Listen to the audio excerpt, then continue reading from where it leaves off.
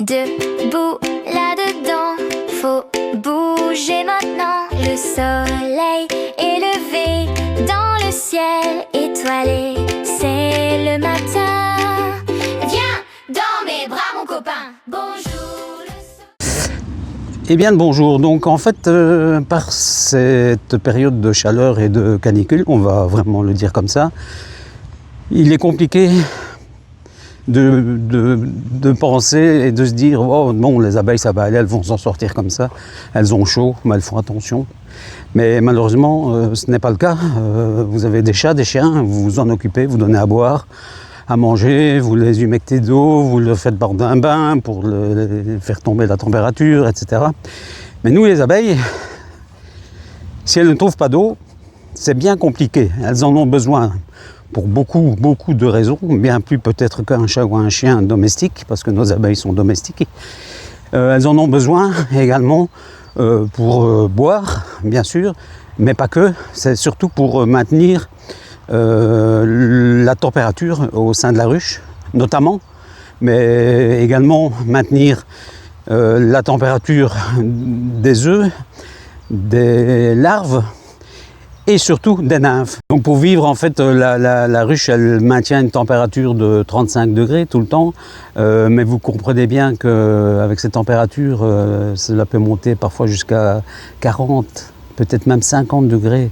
Le miel fond, la cire fond, mais plus important pour la survie de la colonie, elle doit réagir à ça. Donc en fait 35 degrés c'est bien, mais dès qu'on atteint ne serait-ce que 38 degrés, dans le développement des œufs puis des larves et des nymphes, les nymphes subissent de grands préjudices par rapport à cette haute température et meurent. Le taux de mortalité il augmente naturellement, et donc pour le futur dans le temps et pour avant l'hiver, parce qu'on est en plein été, on va manquer d'abeilles et ça va être un peu plus compliqué, d'autant que vu la température, pour l'instant, je vais dire que la mielée s'estompe parce qu'il y a manque d'eau, donc manque de fleurs, manque de pollen, donc manque de nectar et bien évidemment de miel.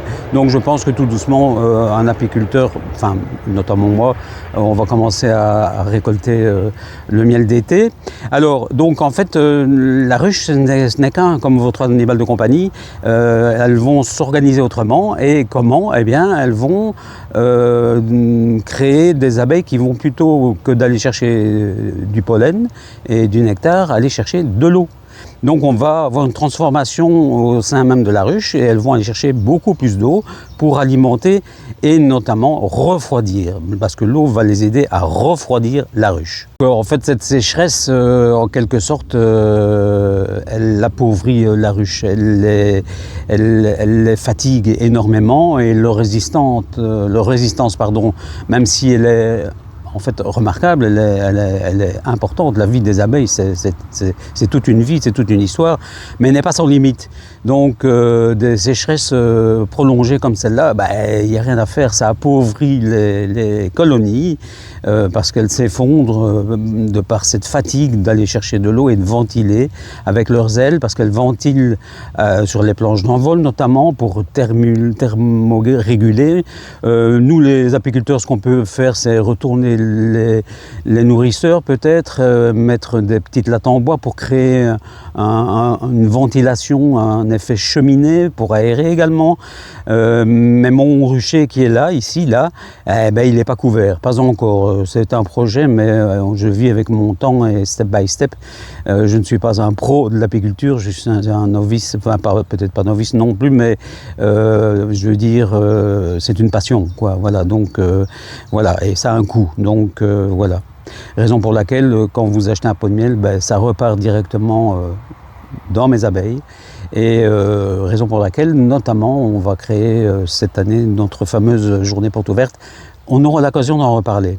Mais bon, cela étant dit, moi ce que j'ai fait notamment, c'est leur apporter de l'eau. Donc tous les jours, j'ai un jerrycan et je leur apporte de l'eau dans un récipient avec des cailloux, des branchages, un morceau de bois pour qu'elles se posent dessus pour ne pas se noyer. Donc elles boivent, elles retournent à la case départ, leur colonie, la ruche, et je mets ça quasiment en face pour qu'elles n'aillent pas chercher de l'eau dans un ruisseau, dans le canal ou dans des mares mais qui sont bien loin et qui tout doucement ça sèche tout simplement, voilà, donc ça je tenais à vous en parler et comme ça vous voyez quand même que les abeilles, ben, il faut s'en occuper. C'est mon petit chat, mon petit chien, comme vous voulez, mon petit perroquet, sauf que là j'en ai 1 million là derrière moi et qu'elles valent toutes l'une autant que l'autre.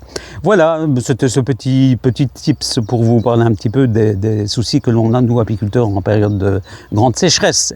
Voilà, au plaisir et à bientôt pour un prochain tuto sur la gelée royale par exemple ou la cire. Ce sont des projets que je suis en train de préparer. À bientôt.